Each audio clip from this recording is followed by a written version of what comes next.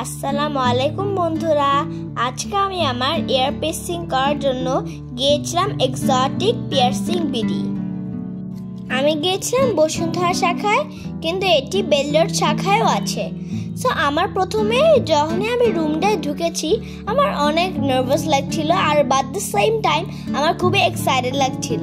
So তারপরে আঙ্কেলটা আমার কানে একটা মার্ক করে দিল, যাতে বোঝা যায় যে কোথায় কোথায় পিয়ার্সিংটা করতে হবে। তো তারপরে ভালোভাবে চেক করার পরে আমার কানে দুইটা কেচির মতো কি যেন লাগালো, পরে একটা স্প্রে দিল, তারপরে মুছলো। তারপরে আমি একটা সুই দেখেছি।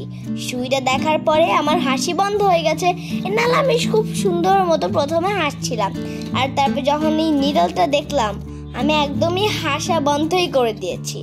তো তারপরে আমাকে সাথে গল্প করছে, আর তারপরে যখন বললো যে তুমি কোন স্কুলে পড়ো, আমি অ্যান্সার দিতে দিতে আমাকে কানে নিডলটা ঢুকিয়ে দিয়েছে। মানে আমি বুঝতেও পারি না, আমার কাছে অত বেশি ব্যথা লাগে নাই, জাস্ট বুঝতে পেরেছি যে এত ধারালো জিনিস ঢুকিয়ে দিয়েছে। সো আমার কাছে ইয়ার পিয়ার্সিং এর আঙ্কেলটা আমার সাথে অনেক ভদ্র ছিল, আমার সাথে অনেক ভালো ব্যবহার করছিল, কিন্তু প্রথম দিক দিয়ে আমার একটু বেশি ভয় লাগছিল। কারণ হচ্ছে গিয়ে ওনার হাতটা দিয়ে আমাকে একটু মানে আমার কানটা একটু ধরছিল, তারপর আমার ওনার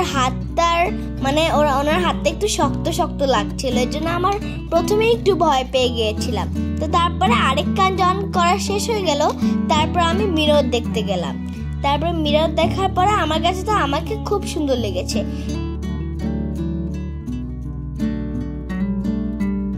তো তারপরে আঙ্কেলটা আমার ইয়াররিংস ফিক্স করে দিয়ে তারপর আমাকে বললো যাও মিরর দেখে আসো। তারপরে আমি যখন মিররটা দেখলাম আমাকে দেখে অবাক হয়ে গেছি।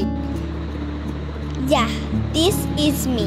আমাকে কেমন লাগছে সেটা তোমরাই বলো।